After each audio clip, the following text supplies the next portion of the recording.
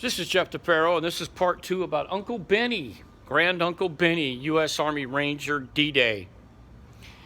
So, he's, like I said, he got up slowly, and his arm could not function at all, and he could not reload his 45 because he couldn't hold the 45 and then try to put a clip in it, so he just drops the 45. So the two Americans behind him were moaning in pain, and he staggered over to the two wounded Germans and took out his knife, and he just goes up and he just stabs them to death, both of them. Stabs them in the neck, the face, he says in the face, the chest. Each of them got at least 5 or 6 nice, heavy stabs. And then he would stagger back. By this time, he says he started losing blood. Stagger back over to the two other wounded American guys, and he's trying to apply pressure. And by this time, he said his head was swimming. All he could hear is gunfire, mortars going off, bombs, explosions. And then a medic finally got over to them.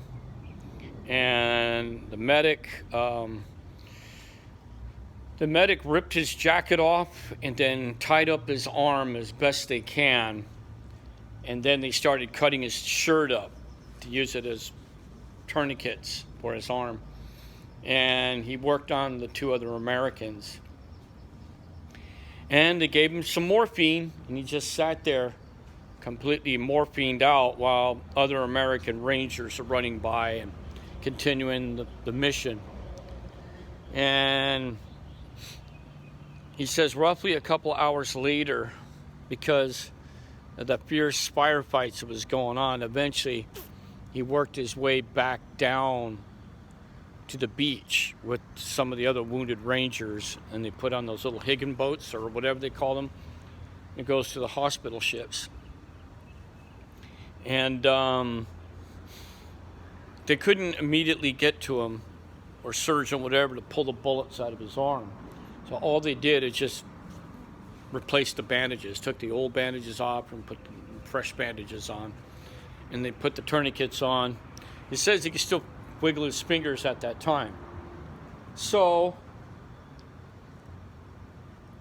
he says for the next day or two, he was in a constant daze. And one of the surgeons finally came in to take a look at his arm. And they said, well, we're going to have to get the bullets out, or we'll have to amputate the arm.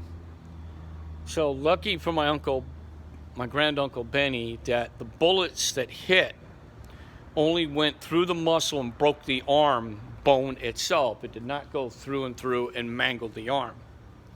So he says they put him out, and he woke up in England, and they pulled all 3 slugs out of his arm.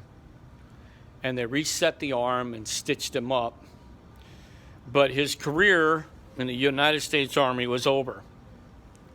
Because at that time, he only had about 25% usage of his arm.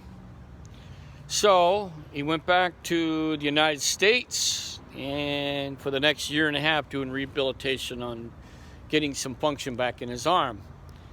And he roughly got 70% back over the course of a few years.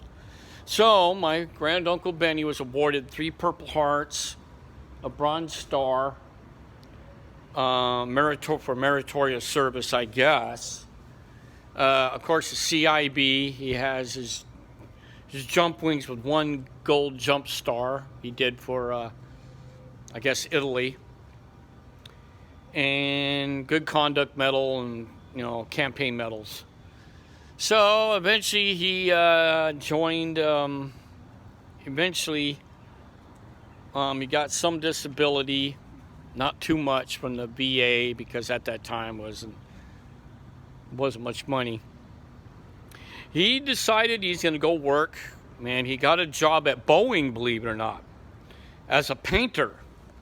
He's the guy who would paint the